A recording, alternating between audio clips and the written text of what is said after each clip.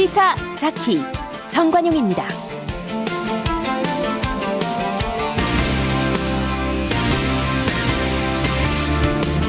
여러분 안녕하십니까? 정관용입니다.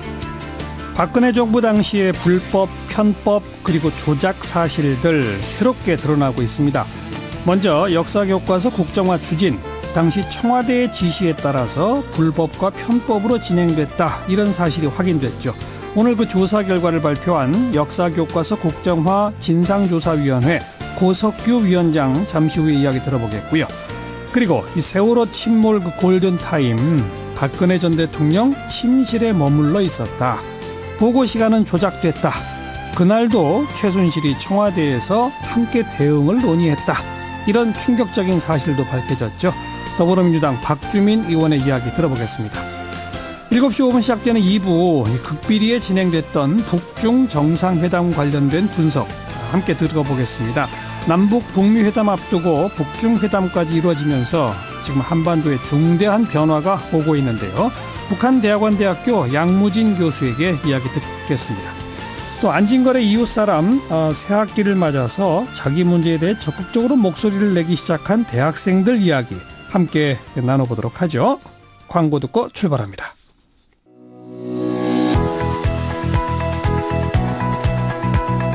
시사자키 정관용입니다는 청취자 여러분의 참여로 이루어집니다. 단문 50원, 장문 100원의 정보 이용료가 부과되는 문자 샵 1212로 보내셔도 되고요. CBS 어플리케이션 레인보우로는 무료로 의견 남기실 수 있습니다. 아주 편리하게 방송을 다시 들으실 수도 있는데요. CBS 레인보우를 통해서도 가능하고요. 팟캐스트 그리고 팟빵을 통해서도 언제든 지난 방송 함께 하실 수 있습니다. 우리 사회를 온통 시끄럽게만 하다가 결국은 무산된 그 역사교과서 국정화, 그 진상을 밝히기 위해서 지난해 9월부터 진상조사위원회가 활동을 펴왔는데 오늘 그 최종 결과를 발표했네요. 자, 역사교과서 국정화 진상조사위원회 고석규 위원장 연결합니다. 안녕하세요. 네, 안녕하세요. 네, 한마디로 그러니까 청와대가 전부 주도 기획했고 교육부는 뭘 했다? 좀 정리해 주시면요. 예. 역사교과서 국정화 관련된 일련의 사건들을 들여다보면 박근혜 정부가 헌법과 각종 법률 그리고 민주적 절차를 어겨가면서 역사교과서 편찬에 부당하게 개입한 그 반헌법적이고 불법적인 국정농단 사건이라고 규정을 하고 있습니다. 예. 그러니까 청와대가 그렇게 반헌법적 그리고 불법적 그 자행 국정농단을 했다 이거죠? 예, 그렇습니다. 그리고 그 부분에 대해서 교육부는 교육부 전체가 청와대의 국정화 시에 적극 동조한 것은 아니다 하더라도 이를 바로잡으려 하지도 않았고 청와대와 여당에 대해서 최소한의 문제제기조차 제대로 하지 않았습니다. 교육부 관련자들은 단지 청와대의 지시, 장차관의 지시 그런 이유로 많은 위법 부당 행위를 기획하고 실천하는 그런 일을 했습니다. 그래서 공무원이 국민 전체에 대한 봉사자로서의 공익을 추구해야 할 책무를 잊어버렸기 때문에 이 부분에 대한 책임을 져야 하리라고 생각합니다. 네, 그래서 전직 장차관을 포함해서 25명을 수사 의뢰하고 10명, 10여 명은 징계 권고를 하지 않았습니까? 예, 그렇습니다. 그런데 어떤 대목이 구체적으로 반헌법적이고 위법적인 국정농단이라는 거죠? 그것은 균형 잡힌 역사인식을 명분으로 하고 있지만, 정부가 개입해서 역사의 해석과 서술을 하나로 강요하려는 시도였는데요. 이는, 다양성의 존중과 확대라는 세계적인 추세와도 맞지 않을 뿐만 아니라, 이 사상에 대한 자유를 보장하고 있는 대한민국의 헌법에도, 맞지 않는 그런, 그 행위였다고 생각합니다. 그러니까 국정교과서로 하나의 획일적 목소리를 통일시키자라고 하는 발상 자체가 우리 헌법에 위배된다, 이렇게 보신 거로군요. 예, 그렇습니다. 그리고 추진 과정에서 법률을 위배한 것들은 어떤 것들입니까? 추진 과정에서 법률을 위배한 것은 이제 국정화 비밀 TF를 정당한 설치 과정 없이 부당하게 운영한 것이나, 국정화를 반대하는 학자들에 대한 학술 연구 지원을 불법적으로 배제한 문제라든가, 또 국정화 관련된 총 예산 44억 중에 절반에 해당하는 홍보비 중에 일부를 불법 처리하도록 기획 지시했다든가 이런 부분들이 일종의 그 위법 행위라고 파악했습니다. 비밀 태스크포스 팀은 어디다 만드는 거예요? 동숭동에 만들었었습니다. 그러니까 그게 교육부 산하입니까? 청와대 직속입니까? 그 뭐 조직표도 없나요? 그것은 그 건물 자체는 이제 국제교육원이라고 하는 건물에 만들었는데 그건 교육부 것이지만 그것에 대한 비밀 TF를 만들라는 지시는 청와대부터 나왔던 것이죠. 청와대가 지시해서 직제 편성이나 뭐 인원 배치 같은 것도 없이 그냥 비밀리에 운영을 했으니까 법률 위반이다 이 말이군요. 그러니까 직제 편성을 하려면 그런 것들을 절차를 거쳐야 되는데 그런 절차를 거치지 않은 상태에서 임의로 구성을 해서 했다는 것이죠. 그리고 국정화에 반대하는 학자들한테 연구 지원을 배제했다고 말씀하셨는데 그건 이른바 블랙리스트 아닙니까? 예, 그렇습니다. 뭐 예술계 블랙리스트와 비슷한 그런 것이라고 보여지는데요. 여기는 이제 단순한 블랙리스트 말고 또 거꾸로 화이트리스트도 있습니다. 그렇겠죠. 이 국정화에 찬성한 학자들의 경우에는 연구비 지원을 수월하게 해주고 반대한 학자들은 지명해서 명단에서 빼는 그런 그 행위들을 했다고 봤습니다. 찬성을 넘어서 집필에 참여한 사람들에 대해서 집필료를 많이 줬다면서요? 통상 이제 초등학교 교과서는 아직도 국정인데요. 초등학교 교과서의 원고료와 비교를 하면 약 한 4배 정도에 해당하는 집필료를 준 것으로 보입니다. 즉 1인당 한 2,500에서 3,000만 원 정도의 원고료가 지급이 되었으니까 상식적으로 볼 때 뭔가 단순한 원고에 대한 수고의 대가는 아니다라고 봤던 것이죠. 1인당 2,500에서 3,000만 원이요? 네네. 집필에 참여한 사람들이 꽤 한 수십 명 되지 않습니까? 지금 제가 정확한 숫자는 잘 모르겠습니다만은 한 30여 명 정도 될 거로 보이는데요. 그러니까요. 뭐 상당히 큰 돈이죠. 그렇다면 그냥 거기 그분들이 전부 그 돈을 받은 건 아니고요. 그 주요 주요 책임자들, 책임자급에 해당하는 분들은 이제 3천만 원, 그 밑에 보면 뭐 2천만 원, 그 밑에는 좀 더 작게 이런 형태로 지급이 되었습니다. 뭐 단순히 그냥 봐도 교과서 책 한 권의 분량이라는 게 그리 많지 않은 걸 저희가 알고 있는데 그 분량에 한 30여 명이 참여해서 원고료로 뭐 좀 적게 잡아서 한 2,500만 원, 2천만 원 받았다 쳐도 이 원고지 장당당 얼마인 겁니까 그게? 좀 그렇습니다. 장당으로 계산하기 좀 어렵습니다만. 알겠습니다. 어쨌든, 초등 교과서와 비교해 볼 때 약 4배 이상의 원고료가 지급된 것으로 봤습니다. 게다가 그 예산 배정된 것 중에 홍보비를 불법적으로 전용했다? 그건 어떻게 했다는 거죠? 그 홍보비의 경우, 일부 특정 그러니까 언론 서열이 좀 떨어지는 그런 언론기관들에게도 일부 지급을 했고요. 그다음에 이제 유관순 이라든가 천안함이라든가 그런 동영상을 만들어서 교과서가 편향돼 있다라는 것을 홍보하는 그런 홍보 영상을 만들 때 보통 이게 이제 정부에서 하는 광고인데 그 광고를 협찬 방식으로 바꾸면서 거기서 일부 부당한 방식으로 이제 돈을 사취했던 그런 흔적들을 발견했던 것이죠. 이 국정화 진상조사위원회는 지난 7개월 동안의 조사 결과를 이제 교육부 장관에게 정책 권고하는 거 아니겠습니까? 그렇습니다. 그러면 이제 교육부 장관은 그 전직 장차관 등 25명 검찰 수사 의뢰 또 한 10여 명 징계 대상에 대한 징계 절차에 들어가게 되나요? 그렇게 되겠죠. 그래요. 알겠습니다. 앞으로 후속 조치 교육부가 어떻게 취해 나가는지 함께 지켜보겠습니다. 고맙습니다. 감사합니다. 역사교과서 국정화 진상조사위원회 고석규 위원장이었습니다.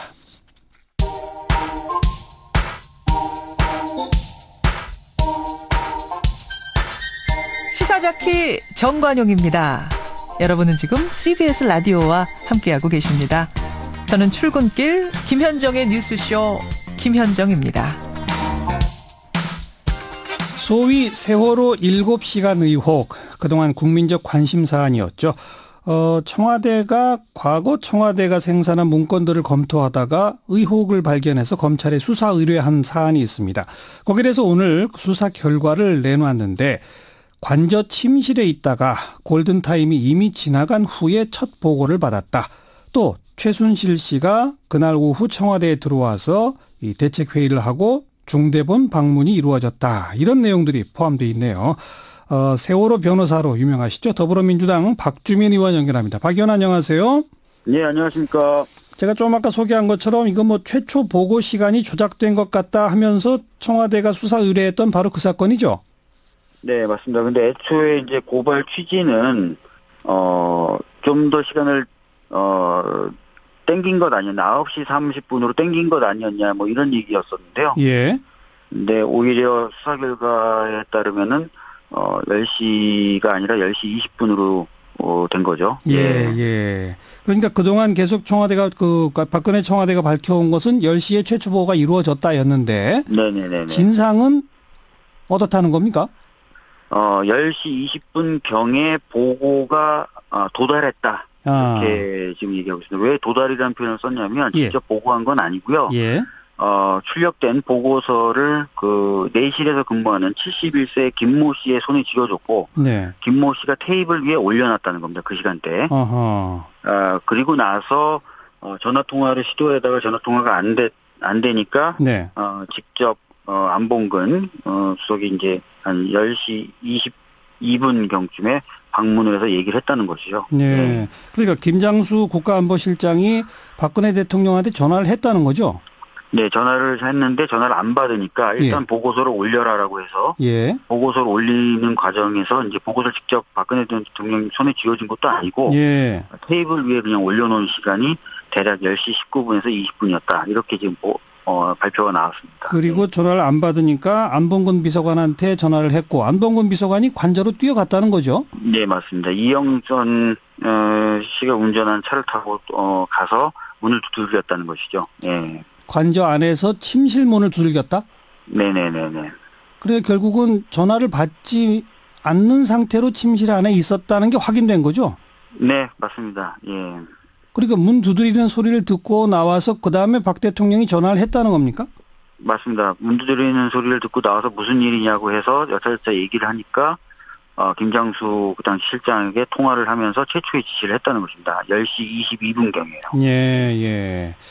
전화를 받지 않고 침실에 그냥 있었다. 문을 두들겨서야 나왔고 그때서야 전화를 걸었다. 이런 얘기로군요. 네네, 맞습니다. 원래는 10시 15분에 지시를 했다라고 청와대에는 입장을 밝혔었는데 사실이 맞지 않는 것이었죠. 예. 그리고 오후에 최순실이 또 청와대 관저에 왔다면서요? 예, 지금까지는 간호장교하고 미용사 외에 외부인이 방문한 적은 없었다라는 것이 입장이었는데요. 예. 우리가 지금 비선 실세로 지목하고 있는, 그리고 사실상 그렇게 드러나고 있는 최순실 씨가 2시 15분에 방문을 했다는 것입니다. 네. 2시 15분에 방문을 해서 대책회의를 했고, 대책회의 결과 중대본에 박근혜 전 대통령이 방문하는 것을 결정이 났고, 그래서 외부에서 머리하는 사람을 불렀다. 이렇게 지금 수사 결과는 발표됐습니다. 그 대책회의는 누구가 했답니까? 잘 아시는 문고리 3인방하고요. 그 다음에 최순실, 박근혜 전 대통령 이렇게 회의를 한 것으로 좀 발표는 됐습니다. 5명이? 네네. 네. 그런데 헌법재판소에서 탄핵 관련 심판 받을 때도 이와 관련된 여러 가지 질문이나 신문에 최순실이 그날 관저에 왔었다는 사실은 절대 말하지 않았었지 않습니까? 맞습니다. 아까 말씀드렸던 것처럼 그날 방문한 외부인은 간호장교와 머리하는 사람밖에 없다라고 계속 주장을 해왔었죠. 네. 그 얘기는 국정농단 관련 탄핵 심판 과정에도 숨겼다 이 말이 되겠군요. 네, 맞습니다. 관련된 증인들이 여러 번 나와서 동일한 취지의 질문을 받았지만 방금 말씀하신 대로 최순실이 그날에 오거나 한 건 절대 아니었다라는 식의 답변을 했었죠. 네. 그리고 무려 10차례, 11차례 계속 서면 보고가 이루어졌다 했는데 그것도 사실이 아니었다면서요?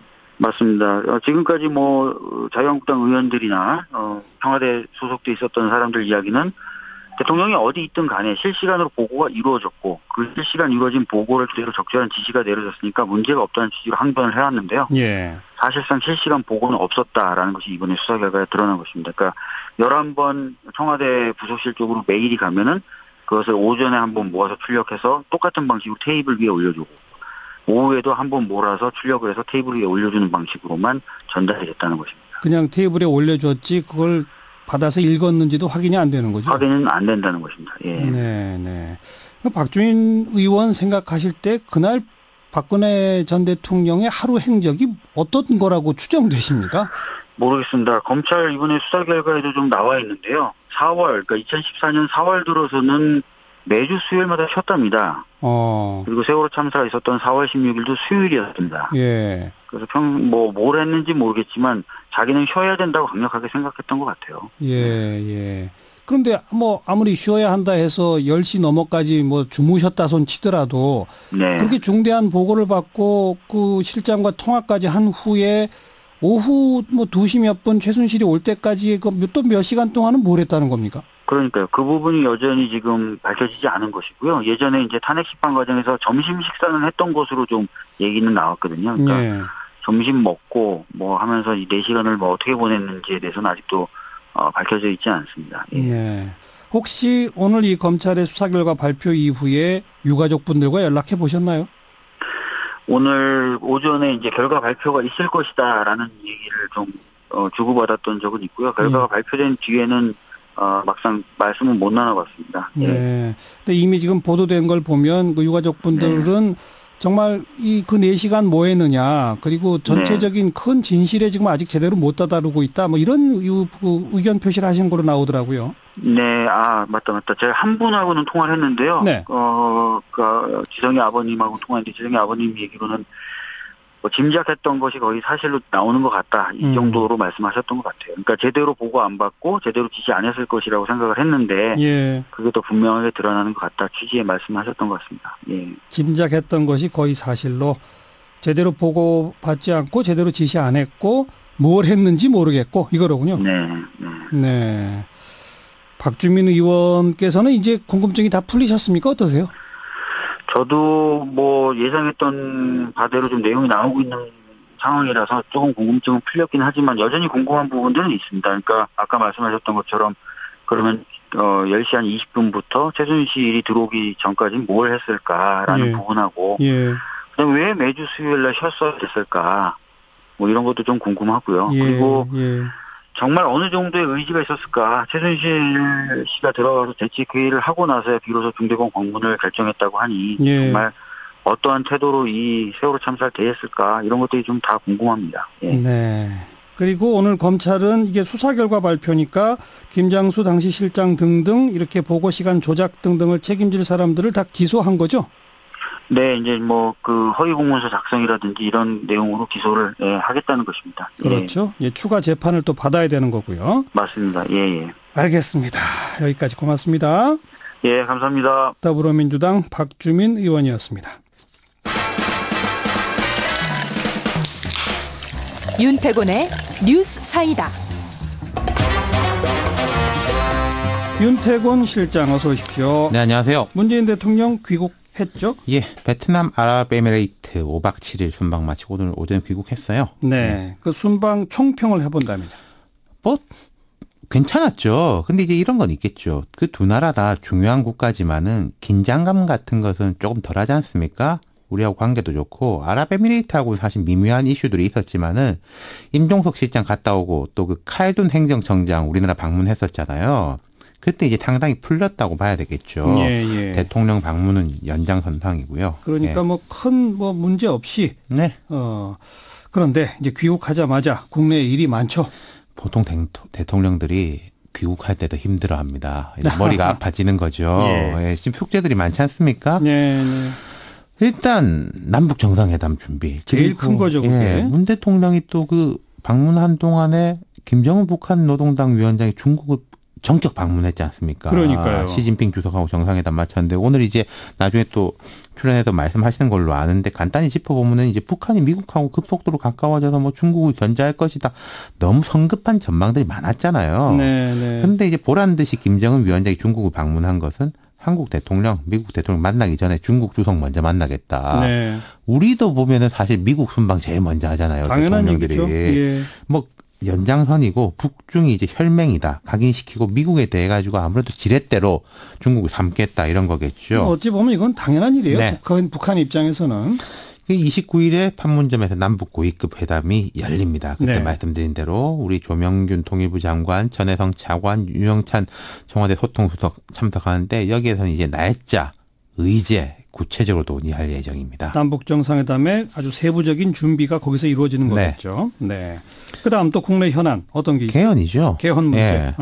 대통령 개헌안은 내용보다는 이게 절차적으로 좀 아쉬움이 있었던 건 맞아요. 빨리 진행이 됐고 뭐 국무회의 심의 절차가 내실있지 못했다. 그건 뭐 법률로 볼 때는 조금 미비한 게 사실이더라고요. 네. 예. 그런데 어쨌든 주사위는 던져진 거 아니겠습니까? 지금 청와대에서는 뭐 야당 설득하기 위해서 문 대통령이 국회에서 시정연설할 수 있다 이렇게 이야기하는데 지금 상황에서 국회 시정연설이 돌파구가 될 수는 없습니다. 네. 무슨 말씀이냐면요. 그 이전에 뭔가가 실마리가 생기면 그 실마리 위에서 시정연설을 할 수는 있겠죠.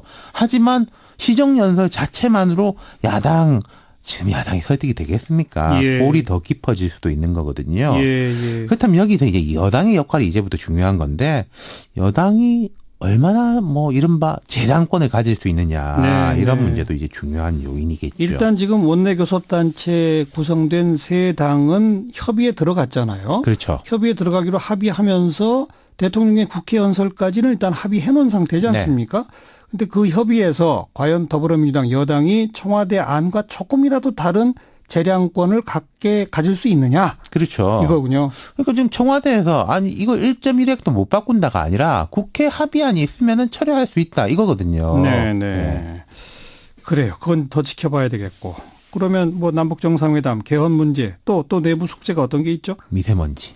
미세먼지. 지금 내각을 보면요. 평가가 좋은 곳도 있고 상대적으로 안 좋은 곳도 있는데 공통적으로 평가가 안 좋은 곳이 교육부하고 환경부입니다. 특히 환경부. 미세먼지 문제에 대해서는 이렇게 봅니다. 저는 이제 사실 이거 단번에 해결 못 한다는 것은 온 국민이 다 알아요. 예. 이제 대통령 공약도 있었는데 1년 동안 환경부가 중심이 돼가지고 뭘 추진을 했다든지 아니면 미세먼지 해결을 위해서 국민들이 사실 이런 우리가 부담은 감수해야 된다고 설득을 했다든지 이런 게 기억나는 게 하나도 없다는 거죠. 그러네요. 국회에 이제 법안도 여러 개 쌓여 있는데 제 생각에는 이번 봄에 정부가 뭔가 하긴 해야 될 겁니다. 그래야죠. 뭐 예산을 이만큼 드리고 국민들 부담이 이렇게 되더라도 이건 이 방향으로 가야 됩니다라는 걸 내놔야 될 거라는 거죠. 이 미세먼지 문제는요. 뭐 어느 여당한테 불리하고 야당한테 유리하고를 떠나가지고 지방선거 게다가 이제 교육감 선거까지도 매우 중요한 이슈로 떠오를 겁니다. 감히 예측컨대. 언급하셨습니다마는 문재인 대통령이 미세먼지에 대한 공약을 아주 중요 공약으로 냈고 화력발전소 문 닫게 하겠다. 그 현장에 가서 그런 이벤트도 있었고. 그죠? 네. 근데 그 후에 보이는 게 또 기억나는 게 없다. 그거군요. 그렇죠. 환경부 장관도 뭐 하시는지 잘 떠오르지가 않고요. 네. 여태까지 시간이 꽤 흘렀는데 왜 이렇게밖에 진척이 안 됐을까요? 다른 급한 일들이 많았던 게 있겠고 이게 미세먼지 같은 게 사실 여름 때는 수그러들고 또 겨울에는 수그러들고 올해는 근데 겨울부터 이게 계속 되지 않습니까? 그리고 뭐 제가 쪽집게는 아닙니다만은 3월, 4월 계속 악화될 가능성이 높은 거 아니겠어요? 지금으로 봐서는. 그럼 계속 이게 여론의 수면 위로 떠오를 수밖에 없는 거죠. 또 이제 학교에 애들 가지 않습니까? 그럼 그동안에 환경부가 뭔가 준비해 놓은 게 있어야 이제 발표가 나올 텐데 그게 아직은 없다는 거죠. 뭐 있기야 있겠지만은 이제 잘 안 보인다는 거죠. 그러니까 정부에서 뭐 이런저런 대책 논의가 간헐적으로 나와도 일반 SNS나 빅데이터 상으로 보면 국민들은 믿음이 안 간다는 얘기가 나오거든요. 알겠습니다. 여기에 대해서도 정부의 책임 있는 무슨 자세가 필요하겠군요. 수고하셨어요. 감사합니다. 윤태곤 실장이었습니다. 시사자키 1부 마치겠습니다. 잠깐 뉴스 들으시고요. 7시 5분에 다시 뵙죠.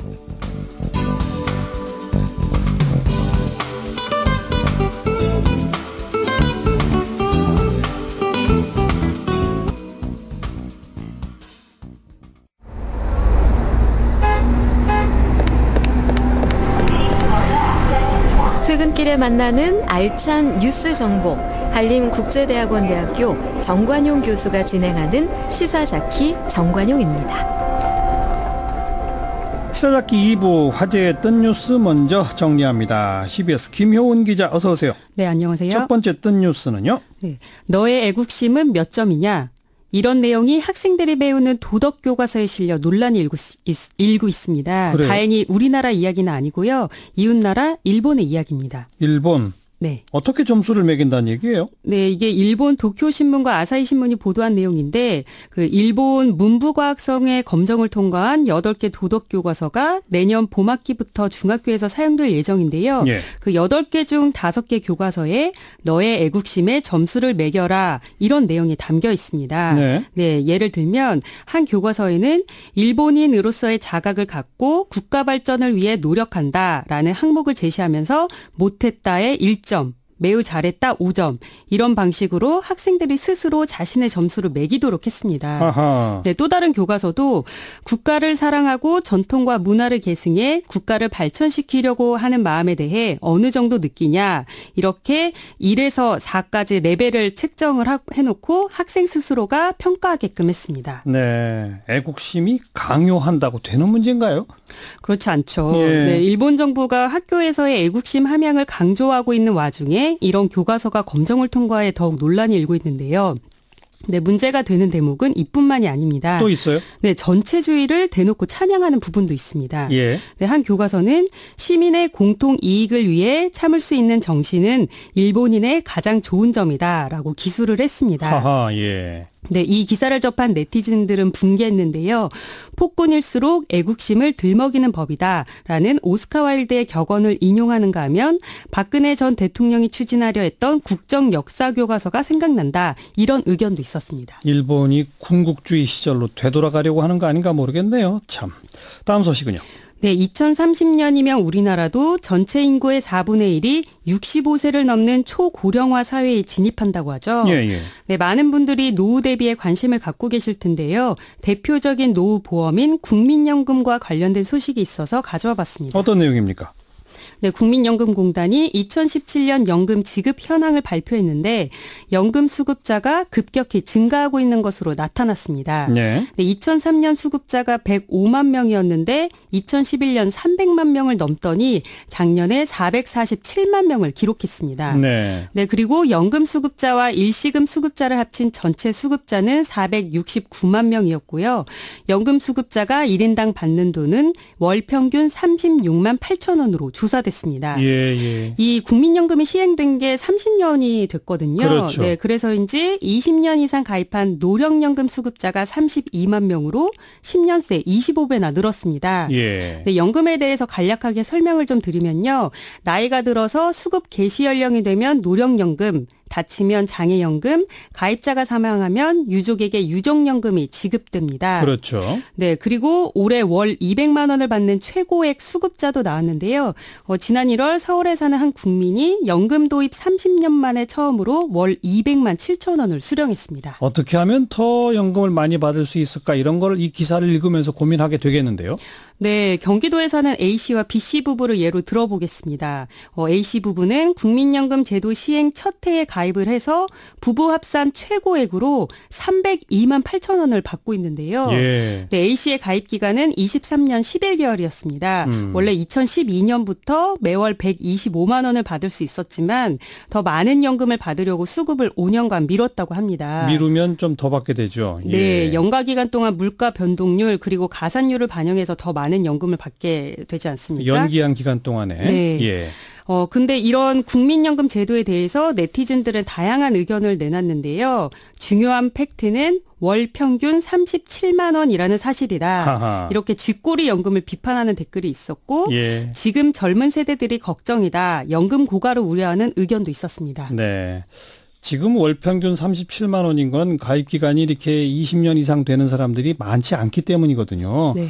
어쨌든 많이 받으려면 꾸준히 국민연금에 가입하고 있는 게 가장 중요합니다. 네. 다음 뉴스요. 네, 난임 부부라면 누구나 화들짝 놀랄 소식인데요. 미국의 한 난임치료병원에서 냉동고가 고장나 4,000개 이상의 난자와 수정란이 훼손됐다고 합니다. 큰일이네요. 이거 난임 부부들 상심이 아주 크겠어요. 네, 미국 오하이오주의 한 난임 클리닉에서 지난 3일 냉동고 고장 사고로 950여 가족이 피해를 입었다고 미국 CNN이 보도했습니다. 예. 네, 냉동 보관 탱크의 액체 질소 온도에 예상치 못한 변동이 일어났기 때문이라는데요. 설상가상으로 원격 알람 시스템도 하필 꺼져 있었다고 합니다. 네, 병원 측은 피해 가족들에게 끼친 충격적인 손실에 대해 사과를 했고 피해자 가족들에게 맞춤형 의료 서비스를 제공하겠다고 밝혔습니다. 예. 또 그동안 받은 냉동고 이용요금을 모두 되돌려주고 앞으로 7년 동안 이용료를 받지 않겠다고 했는데요. 이 난임 치료가 굉장히 힘든 이유가 최소한 수백만 원이 들어가는 비용도 문제지만 여성이 신체적으로 견뎌내야 하는 고통이 매우 크다는 겁니다. 예. 그래서 난임 여성이 스스로 자신의 배에 과배란 주사를 놔야 하고요. 난자를 채취할 때 마취도 해야 합니다. 그 정도로 이제 고통이 크고 그런데 그렇게 어렵게 채취한 난자와 수정란을 냉동고 고장으로 폐기해야 한다? 이건 난임 부부 입장에선 말도 못할 충격이죠. 그렇죠. 우리나라도 난임 부부들이 많잖아요. 우리는 시설 관리가 잘 되고 있을까요? 그거는 그래서 좀 확인을 해봤으면 싶은데요. 예. 일단 건강보험 심사평가원에 따르면 난임으로 진료받은 사람이 이제 2016년에 21만 9천 명으로 해마다 조금씩 증가하고 있습니다. 예. 그런데 이번에 미국 사례를 타산지석으로 삼아서 우리나라 난임 병원에서도 이런 동결란 보관 시스템을 철저히 관리해야 할 것 같습니다. 그래야죠. 수고하셨어요. 네, 감사합니다. 김효은 기자였습니다.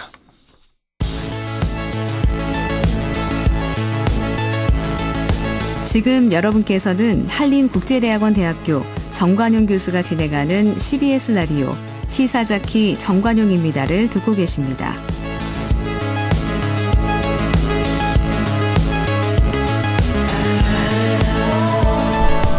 김정은 북한 노동당 위원장 집권 7년 만에 시진핑 중국 국가주석과 첫 정상회담을 했죠. 게다가 첫 외국 방문 그리고 전격적이고 비공개적인 정상회담이었다. 참 의미가 남다릅니다. 이 의미 앞으로의 영향 이 북한대학원대학교 양무진 교수와 꼼꼼히 짚어보겠습니다. 교수님 어서 오십시오. 안녕하십니까. 반갑습니다. 원래 북한 최고 지도자가 외국 가고 이러는 게 자주 있는 일은 아닙니다만 아주 몇 년에 한 번 있더라도 전부 이렇게 항상 비밀에 붙이죠? 지금까지 이 북중 간의 정상회담, 이럴 경우에 과거 김일성 주석, 김정일 위원장 사례를 보면은, 비공식적인 방문이기 때문에, 네. 좀 이 비공개, 좀 비밀에 붙인, 이 방중이 많았다. 그렇죠. 이렇게 이해를 하면 되겠고, 특히 2000년, 2010년, 2011년, 이 김정일 시대 3번의 방중을 볼 때도 거의 다 비공식 이 방중이기 때문에 예. 공개되지 않았다. 예. 이 최고 지도자가 북한 땅에 도달하면은 그때서야 보도하는 거죠. 그렇죠. 예. 그것이 관례였습니다. 예. 그 관례에 비추어 볼 때 이번 김정은의 깜짝 방중과 정상회담은 이상한 건 아니에요. 그죠? 그렇죠. 예. 그럼 우리가 통상적으로 김정은 지금 한 6년 차 이럴 때 김정은 위원장은 아버지가 좀 폐쇄주의 신비주의라고 한다면 김정은 위원장은 좀 더 투명성, 예. 공개 이것을 좀 더 강조하는 그런 지도자라고 생각했는데 예. 그러나 이번에 이 또 비밀리에 이 아버지의 방중 행태, 답석 그런 거 봤을 때는 좀 유사한 측면이 많고 그렇게 이해를 될 것 같습니다. 네, 이게 또 시점이 남북 정상회담이 합의돼 있고 다음 달 말입니다. 그죠? 그리고 북미 정상회담이 5월 달로 일단 되어 있는 상태. 그리고 요 시점이 지금 이제 북중 정상회담이란 말이죠. 이것도 어떤 의미에서는 이상할 게 없는 거 아닌가요?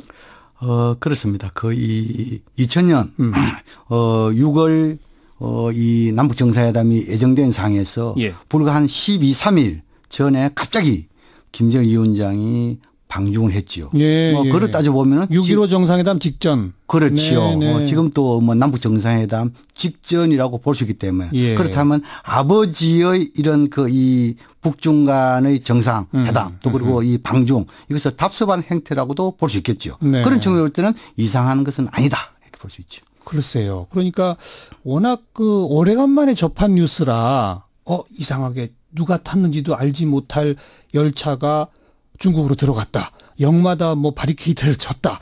이러다 보니까 야 이거 대단한 일인가 보다 싶은데 그동안 북한이 해왔던 전례에 비춰보면 매번 그랬다 이거 아니겠습니까?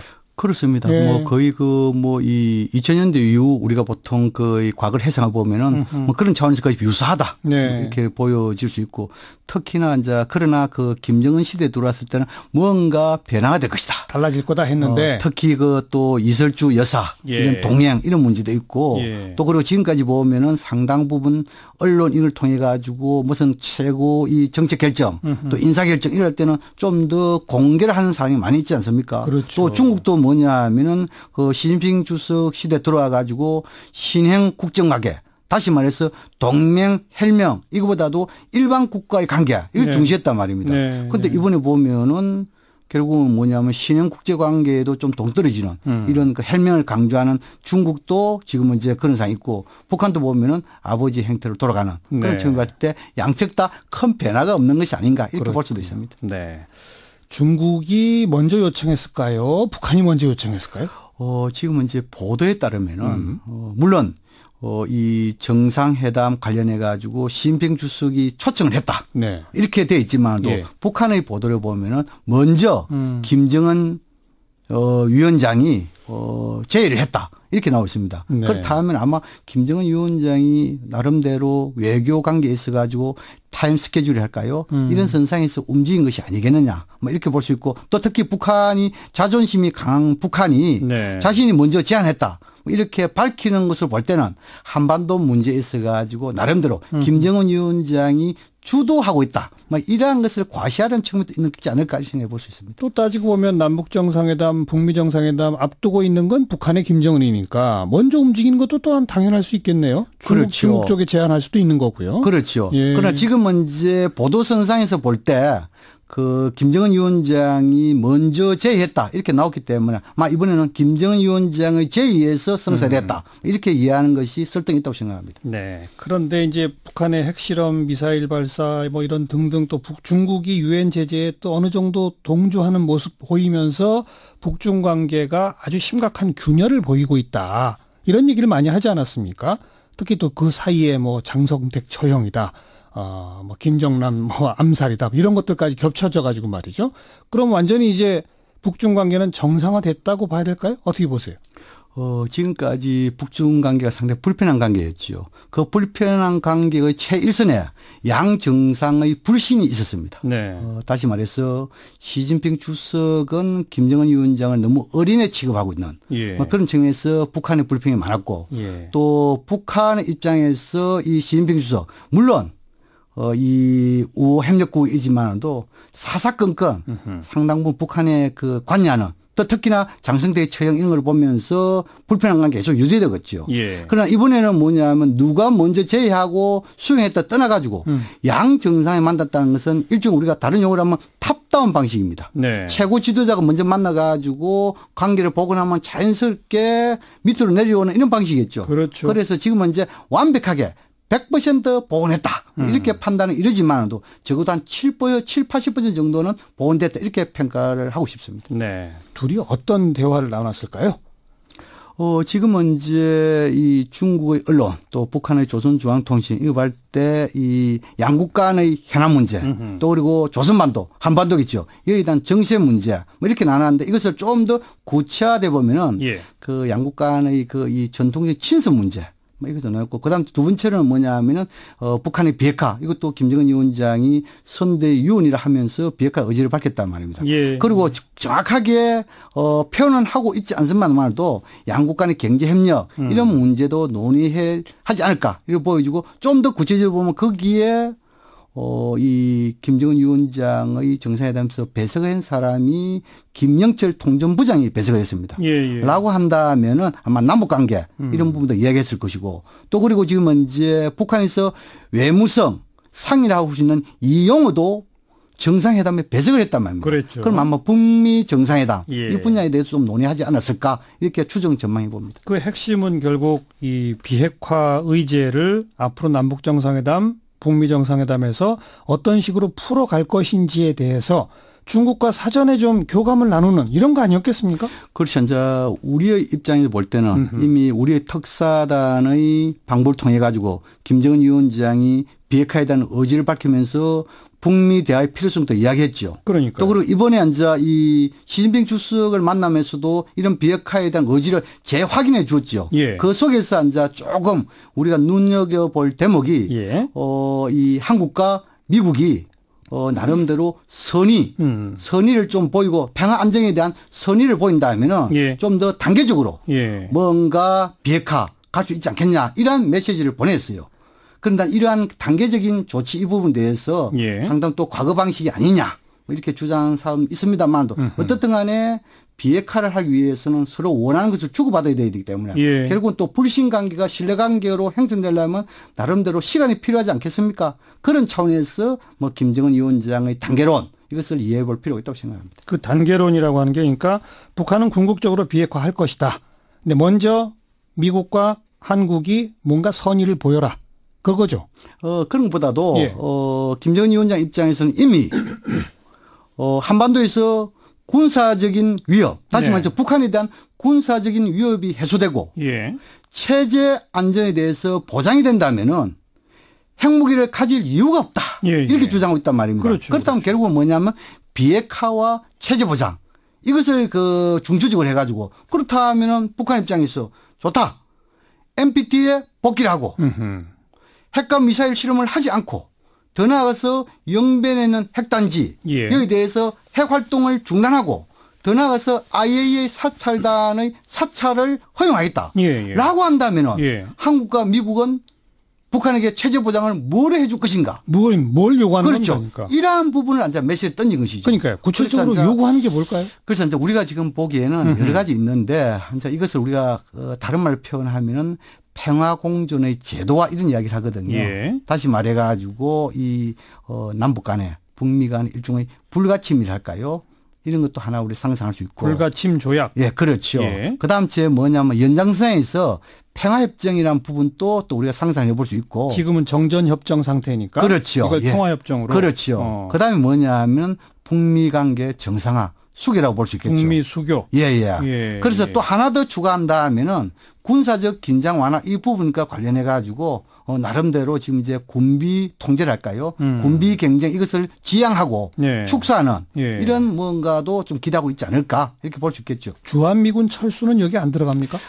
지금 이제 북한이 우리 특사단의 방북에서 김정은 위원장의 언급을 보면은 한미 군사훈련에 대해서는 나름대로 조금 이해한다. 그렇죠. 이렇게 이야기했지만 또 이 주한미군 이 부분에 대해서는 북한의 주장, 과거의 주장을 보면 여러 가지 변화가 많이 있었습니다. 예. 남북 관계가 좋을 때는 주한미군 주둔 인정한다. 묵인한다. 이렇게 하고 남북 관계가 북미 관계가 안 좋을 때는 주한미군 이것 철수를 갖다가 줄기차게 주장해왔단 말입니다. 그랬죠. 그러면서 또 한편은 뭐냐면 그렇다면 당신네들 정말 주한미군 철수가 핵심적인 요구사항이냐 라고 물으면 또 다르게 뭐 이것은 주민들의 교육용이다 이렇게 이야기한단 말이에요. 예. 그래서 아마 이 남북관계 좋고 북미관계 어느 정도 대화의 틀이 유지된다면 이 주한미군 문제 이 부분에 대해서는 그렇게 어려운 해결거리는 아니다. 단지 유엔사는 해체돼야 될 겁니다. 유엔사. 그렇죠. 유엔사는 해체. 그래 뭐냐면 정전체제에서 평화체제를 가려면은 하긴 평화협정 체결되면 유엔사는 있을 이유가 없죠. 그렇죠. 예. 그래서 우리가 이제 그렇다면 우리가 보통 주장하기로 이 주한미군은 남북한의 문제가 아니고 한미 상호 방위 조약에 의해서 온 거고 특히 이 한반도 북한의 비핵화 이후에 한반도 평화체제 된다면 주한미군의 성격 다시 말해서 북한을 적으라는 이런 것보다도 한반도 동부의 평화 유지군 이런 성격으로 전환 이렇게 한다면 규모도 좀 축소될 수 있고 그렇죠. 그렇다면 북한도 어느 정도 이해할 대목이 아니겠냐 이렇게 생각해 볼 수 있습니다.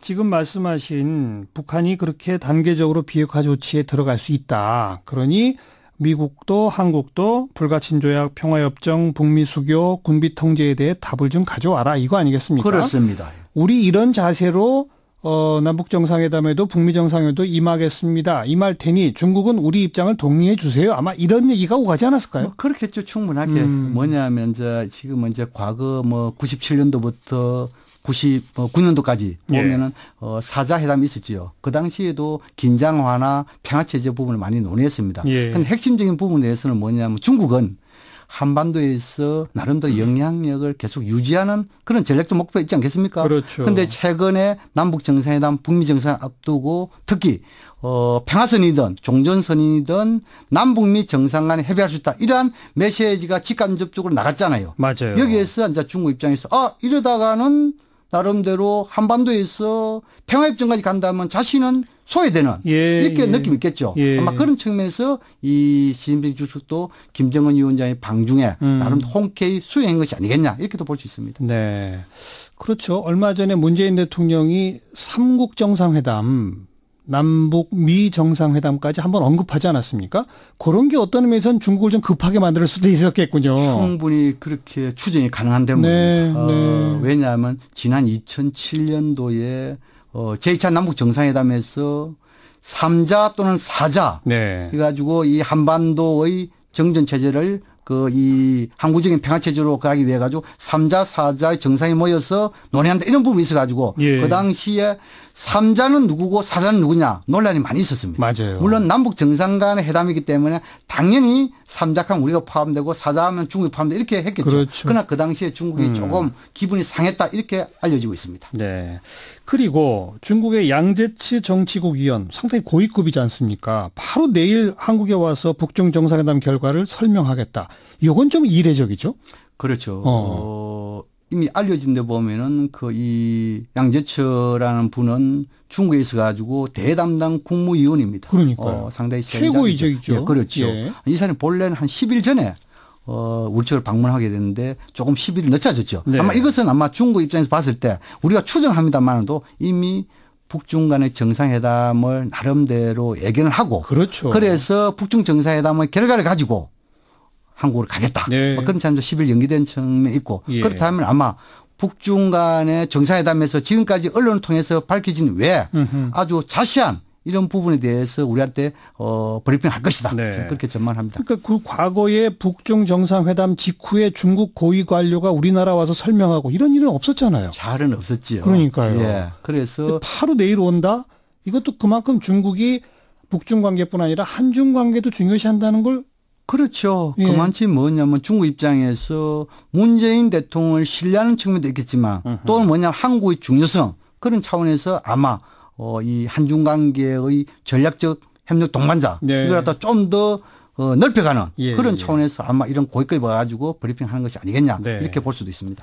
일본은 완전히 소외됐다면서요? 이번 북중 정상회담 과정에서. 그렇습니다. 우리 정부는 중국 정부한테 사전 통보를 받았다는 거 아니겠습니까?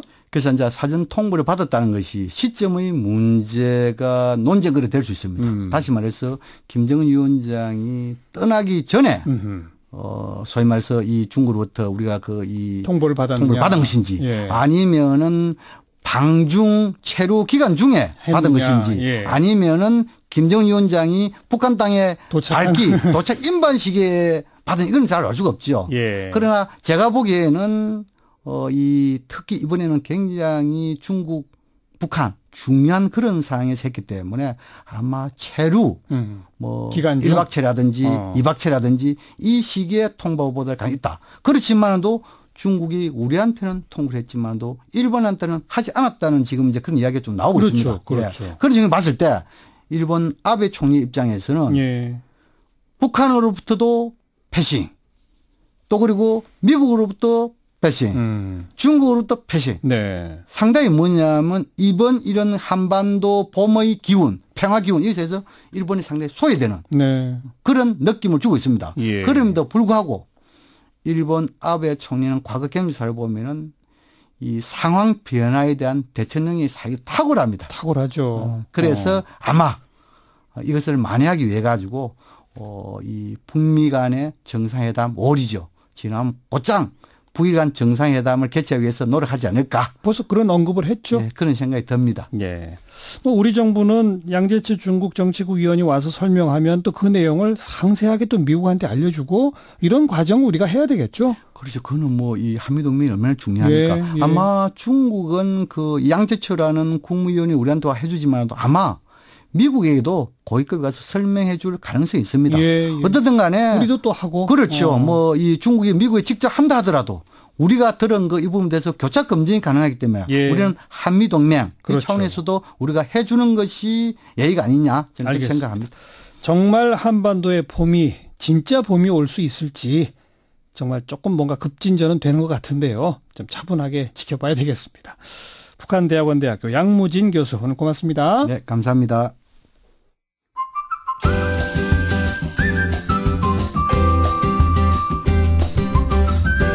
지금 여러분께서는 한림국제대학원대학교 정관용 교수가 진행하는 CBS 라디오 시사자키 정관용입니다를 듣고 계십니다. 사운드 오브 뉴스로 이어가죠. 김민아 기자 어서 오세요. 안녕하세요. 들어볼 뉴스는요. 정봉주 전 의원이 서울시장 출마를 포기하는 그런 입장 발표를 했는데요. 관련 소리를 들어보시죠. 정봉주 전 의원이 논란이 되고 있는 일자 그리고 시간대에 대해서 780여 장의 사진이 있다라고 얘기를 했습니다. 780장이나요? 이제 첫 번째 사진인데요. 낙곰수 녹음하는 곳이죠. 홍대에 있는 스튜디오입니다. 네, 홍대에 있는 스튜디오에서 찍힌 사진이고요. 그리고 이 사진이 이제 이미 그 보도가 된 사진인데 저 안에 이제 단말기의 시간은 11시 54분. 이게 이제 계속 그 스튜디오 사진인데요. 마지막 녹음이었죠, 저 당시. 네. 그리고 이분이 이제 명진 스님과 같이 있는 사진이고요. 계속 홍대에 있는 거죠. 계속 홍대. 예, 저기 네. 식당 역시 홍대 식당이고요. 전체적인 사진을 뭐 여러 가지 관점에서 확인해 본 결과 조작보다도 원본 자체 그대일 가능성이 높다라고 보여지고 이 대국민 사기극은 통하는 듯 보였지만 결국은 자신들의 기사를 3차례 부정함으로써 스스로 사기극이라고 하는 것을 증명했습니다. 지금 함께 들은 소리는 뭐 서울시장 출마 포기하는 그런 소리는 아니네요. 그렇습니다. 과거 기자회견 소리네요. 그리고 뭐 블랙하우스 방송 내용이고요. 그렇습니다. 오늘은 어떤 입장을 밝힌 거예요?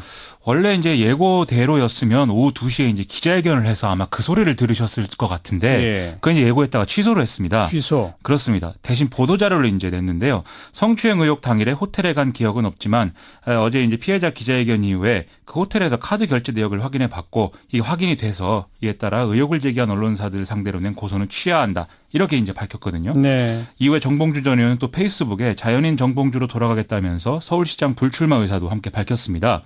어쨌든 기억이 뭐 안 난다고는 하지만 당일에 렉싱턴 호텔에 갔다 이것을 인정을 했고 예. 또 공직선거에 불출마를 선언한 이상 이제 사실상 의혹을 인정했다 이렇게 받아들여야 될 것 같습니다. 이것도 피해자의 어제 기자회견 때문에 또 이렇게 된 거 아니냐라고 하면서 뭐 계속 좀 비판 목소리가 많던데. 그렇습니다. 게다가 그 SBS의 그 블랙하우스 방송도 지금 논란에 휘말려 있죠. 그렇죠. 결국 진행자와 이제 친분이 있는 정봉주 전 의원의 편을 들기 위한 그런 방송이 된 게 아니냐라는 게 일부 네티즌들의 이제 지적인데요.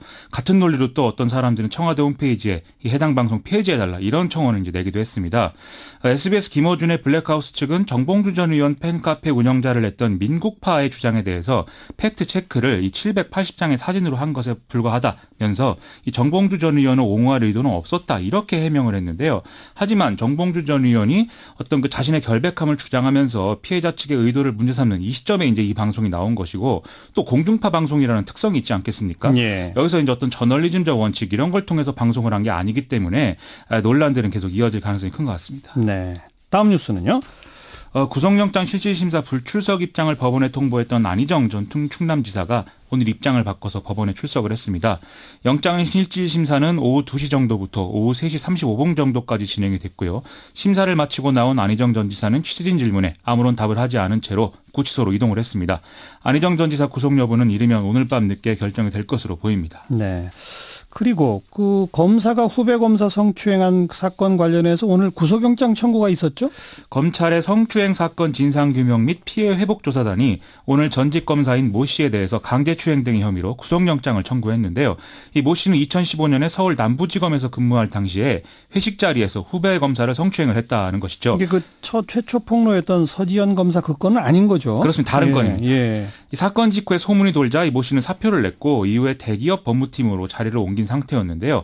당시에 검찰이 상황 파악에 들어갔지만 피해자가 2차 피해 등을 우려해서 조사를 원하지 않는다. 이런 의사를 밝혀서 징계 절차가 이루어지지 않는 그런 상황이었다고 합니다. 최근에 조사단이 이 사건 조사에 착수하면서 피해자가 한 사람이 아니다. 여러 명이다. 이런 사실까지도 확인을 한 상황이라고 합니다. 그러니까 그때는 징계조차 하지 않았는데 지금은 구속영장까지 청구할 정도다. 그렇습니다. 그때는 그냥 덮으려고 했다 이 말이군요. 검찰이. 그렇습니다. 또 검찰 내부의 어떤 논리라든지 이런 것들이 작용하는 국면이었던 것 같습니다. 그나저나 최초 폭로했던 서지현 검사건 수사는 아직도 진행 중인 거죠? 그렇습니다. 역시 조사단에 대해서 여러 가지 얘기가 나오는데요. 그런 걸 다 고려해서 조사단이 빠른 어떤 추출을 취해야 될 것 같습니다. 다음 뉴스요? 오늘 박근혜 전 대통령 관련 뉴스가 참 많은데요. 앞에서 안 다룬 그런 뉴스들을 좀 전해드려야 될 것 같습니다. 오늘 고용노동부의 적폐청산위원회인 고용노동행정개혁위원회가 이 조사 결과를 발표했는데요. 박근혜 정부 당시 고용노동부가 노동개혁을 추진한다는 명목으로 청와대 지시를 받아서 야당 주장에 대한 반대 논리를 만들고 또 보수 청년단체 시위도 기획했다. 이런 내용들입니다. 네. 개혁위는 당시 이 같은 행위를 주도한 김현숙 전 청와대 고용복지수석 등을 직권 남용 혐의로 수사 의뢰할 것을 고용노동부에 권고했습니다. 구체적으로 어떤 일을 했다는 겁니까? 박근혜 정권이 2015년부터 2016년까지 저성과자 해고 절차를 담은 공정인사 지침과 임금 피크제 도입을 위한 취업규칙 변경 지침 등의 이른바 양대 지침을 마련해서 이제 밀어붙였거든요. 노동계가 여기에 대해서 반발을 하니까 박근혜 정권이 고용부 차관 직속기구로 노동시장 개혁 상황실을 이제 운영하는 상황이 됐습니다. 그런데 이게 실제로는 청와대 고용복지수석이 지휘를 맡고 기획재정부나 문체부 등 관계 부처까지 결합하는 어떤 비선 기구의 역할을 하게 됐다는 것이죠. 박근혜 정권이 이를 통해서 노동개혁 홍보를 위해서 고용보험기금이나 다른 지원사업 예산을 끌어와서 이제 예비비를 편성하는 등의 방법으로 100억 원이 넘는 돈을 이제 썼다는 것이고요. 이 과정에 뭐 홍보비가 배정되기 전에 광고가 집행된다든지 이런 이제 위법 행위가 다수 이제 발생을 했다는 것입니다. 또 한국노총이 양대 지침 강행에 반발해서 노사정회를 탈퇴하니까 이병기 전 청와대 비서실장 주도로 정부 지원금을 끊어버리는 이런 일도 했다고 하는데요. 이에 더해서 또 국정원이 2008년부터 2013년까지 민간인과 기업 수백 곳에 고용보험 정보를 요구한 사실 역시 확인됐는데 이게 혹시 민간인 사찰 이런 거랑 관계 있는 게 아니냐 이런 지적도 나오고 있습니다. 네. 박 전 대통령 관련한 뉴스가 또 하나 있던데 그동안에 뭐 일절 자기 입장을 안 밝혔었는데 국정원 특활비 관련해서는 무슨 입장을 밝혔다면서요? 그렇습니다. 이 박근혜 전 대통령 뭐 말씀하셨다시피 구속 이후 검찰 조사는 물론 재판 과정에도 이제 별로 협력하지 않는 그런 모양새였는데요. 오늘 국정원 활동비를 사적으로 쓰지 않았다라는 내용의 자필 의견서를 변호인에게 제출했다. 이런 보도가 나왔습니다. 혐의를 대부분 부정하고 있지만 2016년 9월 달에 이병호 전 국정원장으로부터 2억 원을 받았다. 이 부분에 대해서 이 추석 상여금 쪽으로 사용했다라는 일부 사실관계를 인정했다는 건데요. 아울러서 건강상 이유로 향후에도 재판 출석은 어렵다. 이렇게 얘기를 하고 있다고 합니다. 한편 국정원 특활비 관련 사건 국선 변호인 중에 한 명이 오늘 재판부에 국선 변호인 선정 취소 신청을 내고 법정 출석도 안 하는 그런 이제 상황도 벌어졌다고 하는데요. 이 여러 가지 뭐 사실관계를 종합해 볼 때 여러모로 변호하는 입장에서도 상당히 많은 어려움이 있는 상황인 것 같습니다. 다음 뉴스는요? 정보 유출 파문에 휘말린 마크 저커버그 페이스북 CEO가 결국 다음 달 미 의회에서 증언을 하기로 했다는 소식인데요. 미국 상원법사위는 다음 달 10일 날 청문회를 열고 저커버그 출석을 요청한 상태고요. 상원 상무위, 하원 에너지 상무위 역시 증언을 요구하고 있는 상태입니다.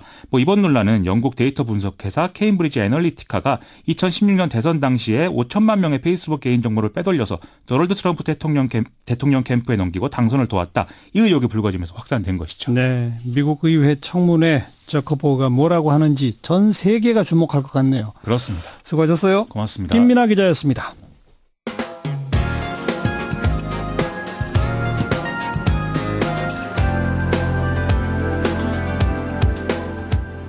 친절하고 재미있는 시사풀이 CBS 라디오 시사자키 정관용입니다. 어렵게 살아가는 우리 이웃들 돌아보는 안진걸의 이웃사람 코너입니다. 오늘은 대학생들 얘기를 해볼 텐데요. 그동안 사실 이웃사람 코너에서 대학생 얘기를 여러 번 했습니다. 대학생들의 뭐 주거 문제, 등록금 문제, 아르바이트 문제, 뭐 어렵게 살아가고 있죠.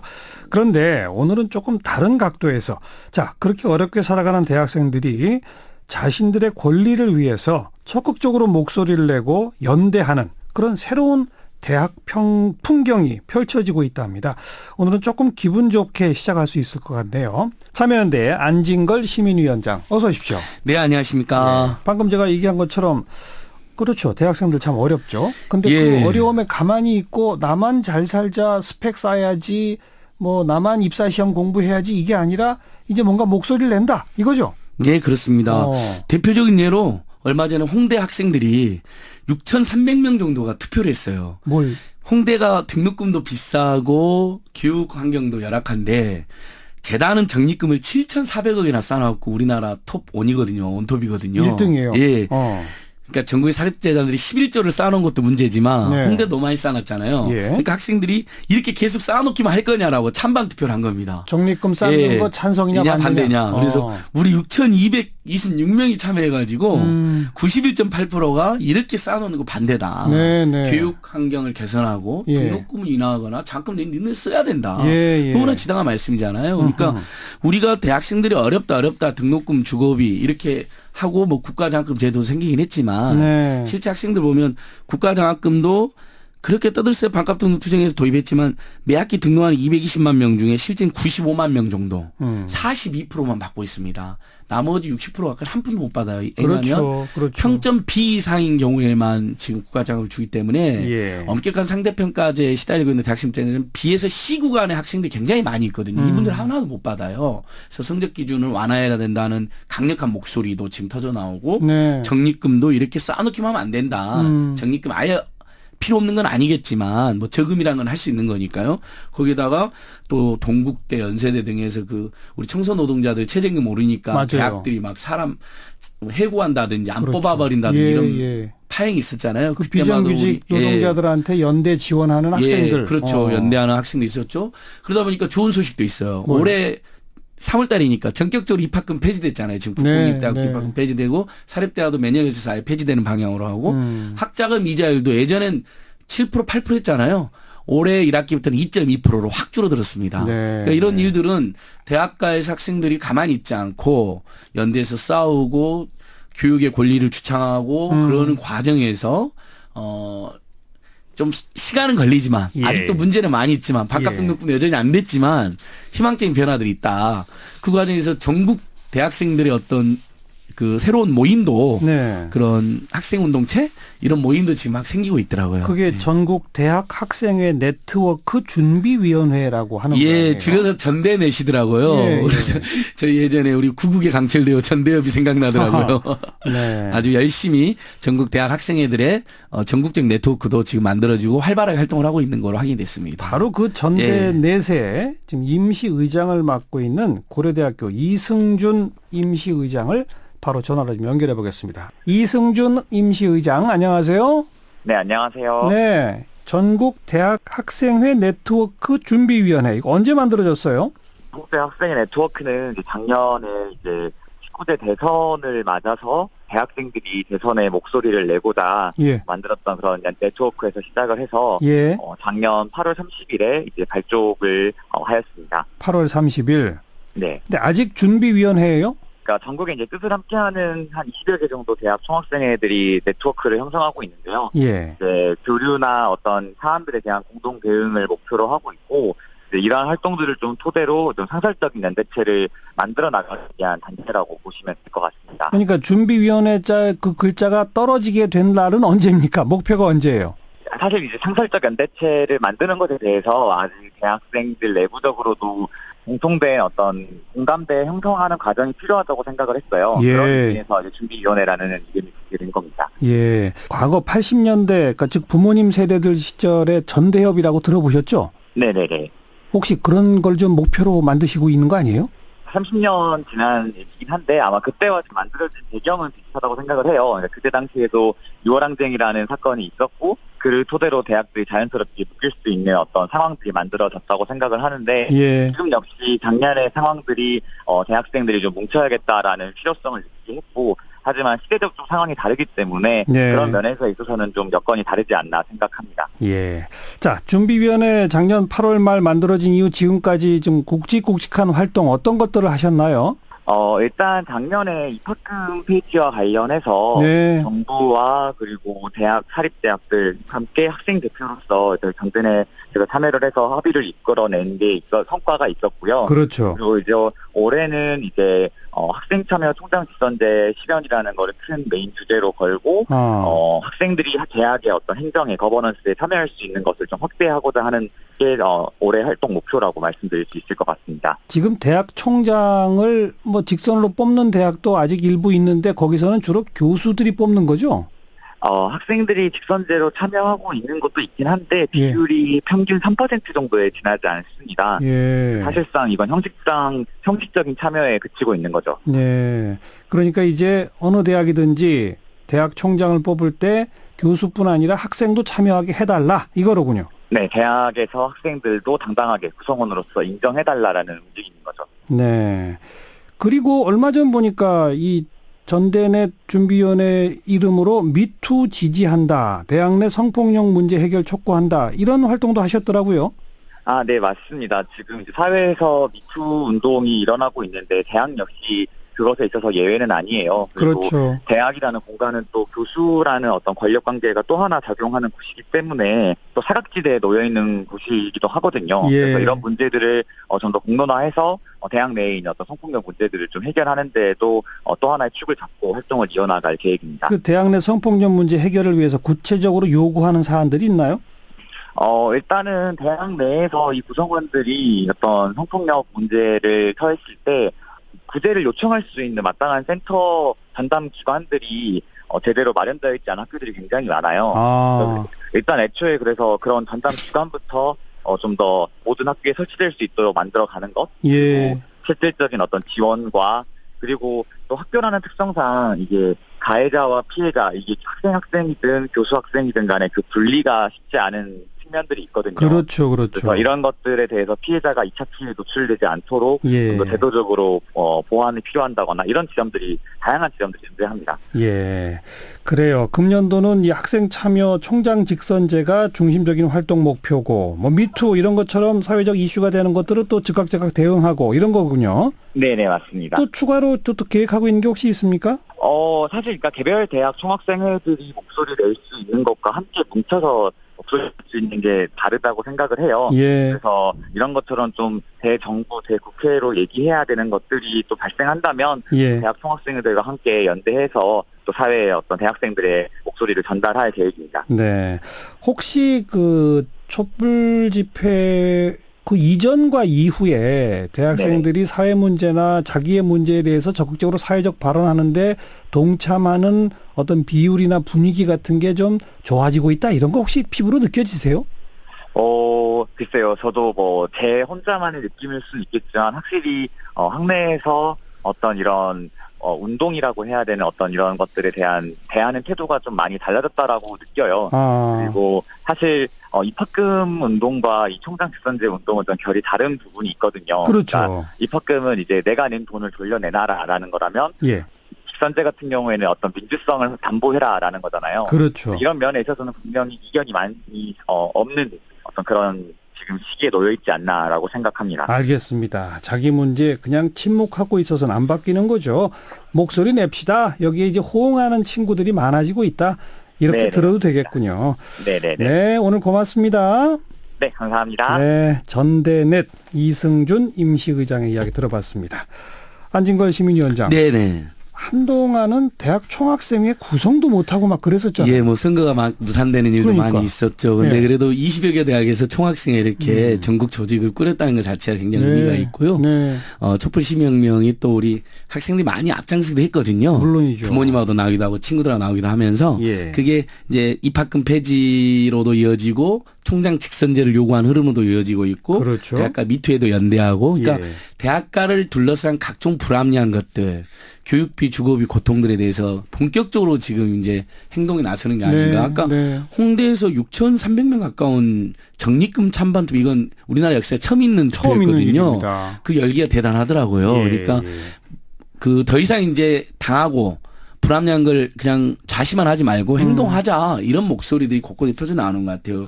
그래서 아까 또 그 총장 직선 이야기 잠깐 하는데, 일면 이대는 그 우리 촛불시민혁명 전에 전조로 평가받잖아요. 이대에서 학내 민주화라든지 학내 부조리와 관련된 학생들 아주 아름다운 투쟁이 있었잖아요. 학생들이 오랜 기간 경고 농성도 하고, 그래서 많은 국민들의 그 응원도 하고 그랬었는데, 그 이후로 지금 총장 선출 절차에 학생들도 미흡하지만 참여하고 있어요. 일정 부분. 그러니까 그 총장이라는 분이 굉장히 중요한 분이에요. 학교를 대표하는 분이고 교육 정책이나 학교 운영에 영향을 많이 끼치는데. 맞습니다. 거기 학생들이 당연히 사실 뭐 외국 같은 경우는 학생들의 그 투표권이 더 많이 보장돼 있고 비율이 높은 데가 많지만 그래도 상징적으로라도 이제 학생들도 총장선출제에 참여하는 게 시작이 된 거거든요. 그렇죠. 이게 전국적으로 확산될 조짐을 보이고 있는 것이죠. 더 나가면은 아까 입학금 얘기만 했습니다마는 등록금 문제, 장학금 문제, 기숙사 문제 건드릴 이슈가 얼마나 많습니까? 그 이승윤 의장님이 오늘 좀 짧게 말씀해 주셨는데 실제 전대에 대해서 그 입학금 폐지뿐만 아니라 등록금 심의위원회가 굉장히 형식적으로 지금 대학마다 운영이 되고 있거든요. 거기에 학생이 참여는 하지만 학생 참여 비율이 절반 이하로 딱 절반 미만으로 해놔가지고 어차피 의결하면 무조건 학생들이 지는 구조로 해놨어요. 그다음에 형식적으로 진행하는 경우도 많고 그거에 대한 개선 운동도 열심히 주창하고 있고 특히 이제 전대내 하시는 분들이 또 연대에서 예술대 학생들 공대회가 있습니다. 예술대 학생들은 등록금도 이유도 없이 한 100만 원에서 200만 원 더 비싸고요. 일반 대학. 그다음에 이분들은 졸업할 때 연주회나 전시회나 이런 걸 많이 해야 되잖아요. 비용이 또 들어가. 다 본인들이 냅니다. 예. 심지어 많게는 몇백만 원씩 내야 된대요. 네. 이런 분들에서 합리적인 해법을 제시하는 캠페인과 요구도 같이 하더라고요. 예술대 공대위가 따로. 예술대 공대 전대내하고 또 연계해가지고 그래요. 또 이제 참여연대나 반값 등록 국민보험 같은 단체하고 또 연계해서 그런 활동도 하고 있고. 국가장학금도 아까 말씀드린 것처럼 반값 등록금 서울시립대나 강원도립대처럼 모든 학생에게 반으로 등록금 인하를 요구했는데 그게 이명박 정부에서 그걸 거부하면서 맞아요. 저소득층들에게는 절반에 가까이 지원되지만 중산층이나 조금 소득이 있는 학생들에게는 거의 등록 장학금 지원이 안 되고 거기에 성적 기준 때문에 실제 등록하는 대학생이 42%만 받는다고 그랬잖아요. 네. 이거에 대해서도 지금 학생들이 강하게 성적 기준을 폐지하거나 완화해야 된다. 소득 기준에 문제가 많다. 분명히 서민들이고 중산층인데 받는 장학금 얼마 안 된다. 문재인 정부가 입학금 폐지한 거 되게 잘했는데 더 나아가서 국가장학금 실질적인 반값 등록금이 될 수 있도록 강하게 노력해 줘야 된다라는 이 목소리를 이분들이 직접 기자회견 토론에 그래서 계속 내고 계십니다. 이승준 의장이나 이런 학생들 문제의식이 전국의 촛불시민혁명 전후에서 전국의 과학생회, 단과학생, 총학생이 수평적으로 네트워크를 만들어서 대학가의 이슈, 그다음에 대학생 나서야 될 사회적인 문제, 촛불시민혁명도 앞장서고 뭐 적폐청산도 앞장서자 이렇게 굉장히 반갑더라고요. 정말 열심히 하더라고요. 그래서 그러니까 저희들도 너무 좋아하고 있습니다. 저는 이제 80년대 초반 학교를 다녔기 때문에 80년대는 학생회가 어떤 의미에서는 학생들의 문제가 아니라 정치 문제에 빠져가지고 반독재 민주화의 선봉에 쓰셨죠. 그런 학생운동. 그게 이제 90년대 초반 정도까지 이어지다가 그리고 상당 기간 공백기가 있다가 이제 제가 보기에는 진짜 정상적 의미의 학생운동이라고 할까요? 자기들 문제를 전면에 내걸고 문제 제기하는 그게 시작되고 있다고 볼 수 있지 않을까요? 그렇습니다. 2011년도에 반값 등록금 투쟁이랑 대학생 주거권 문제, 기숙사 문제에 대한 아주 적극적인 문제 제기를 이제 한대련의 대학생 단체들이 시작을 했었고 그러다 조금 더 주춤하다가 이 전대넷이라든지 또 여러 학생 조직들이 전국적으로 이제 이런 대학가를 문제를 중심으로 학생들이 지금 겪고 있는 교육비, 주거비 문제, 대학가의 비민주적인 문제, 사학 비리 문제에 대해서 적극 투쟁에 나서자, 활동을 하자. 그러니까 굉장히 바람직하고 건강한 흐름이 아닌가 이렇게 생각됩니다. 그러면서도 동시에 그 청소 노동자와 연대하는 거 보면 그러니까요. 꼭 자기만의 문제가 아니라도 학교 안에서 마주치는 이웃과도 연대합시다.